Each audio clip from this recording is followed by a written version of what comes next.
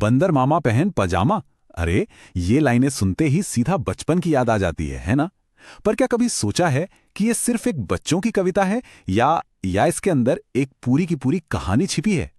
आज हम इसी कविता को ना एक कहानीकार की नजर से देखने वाले हैं, समझेंगे कि ये हमें असल में सिखाती क्या है। तो चलिए शुरू करते हैं। तो हाँ, सवाल तो मजेदार है। एक बंदर, एक दावत और एक मिठाई, ये सब मिलकर कहानी कहने के बारे में क्या सिखा सकते हैं? इसका जवाब तो और भी दिलचस्प है। देखिए, असल में ना ये कविता सिर्फ कोई बच्चों का गाना नहीं है। इसमें एक कहानी के सारे एलिमेंट्स मौजूद हैं। मतलब एक हीरो है, उसका एक मिशन है, फिर रास्ते में एक प्रॉब्लम आती है और आखिर में एक मॉरल ऑफ द स्टोरी भी है। तो चलिए इस कहानी के सफर पर निकलते हैं।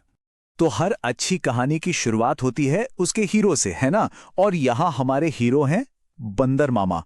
कहानी की शुरुआत में ही एक बहुत खुशी और उम्मीद वाला माहौल है। ऐसा लग रहा है कि बंदर मामा किसी बहुत ही खास मौके के लिए तैयार हो रहे हैं। और जरा उनकी तैयारी तो देखिए। पैजामा पहना, फिर ढीला ढाला कुर्ता, सिर पर टोपी और पैरों में जूते। मतलब हर चीज एकदम परफेक्ट। वो सिर्फ तैयार नहीं हो रहे थे। कविता की लाइन है ना, पहन बहुत इतराए। इसका मतलब है कि उनका कॉन्फिडेंस एकदम हाई था।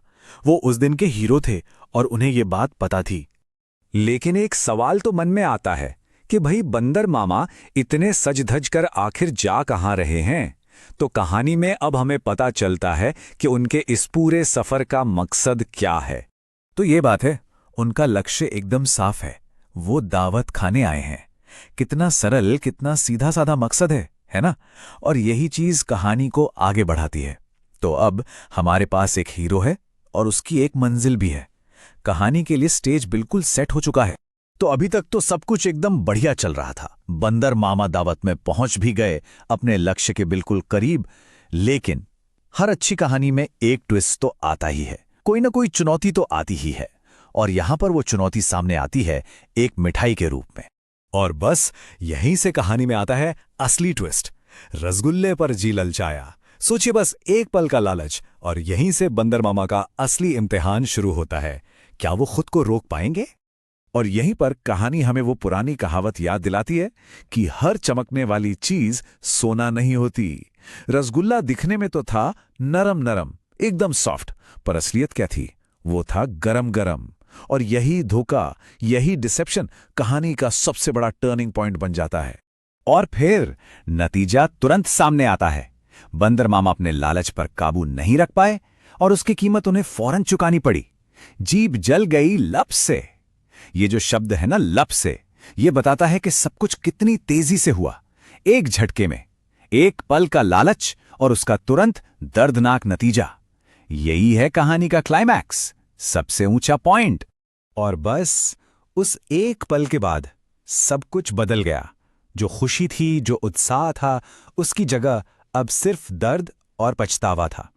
अब हमारे हीरो को अपनी गलती का अंजाम भुगतना था।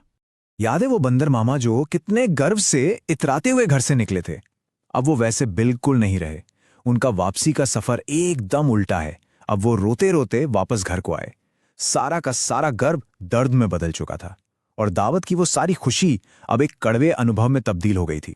तो अब कहानी अपने अंत की तरफ बढ़ रही है, रेजोल्यूशन की तरफ। अब देखते हैं कि बंदर मामा ने अपने इस कड़वे अनुभव से आखिर सीखा क्या। क्योंकि जैसा हम जानते हैं, हर कहानी के आखिर में एक सीख तो होती ही है।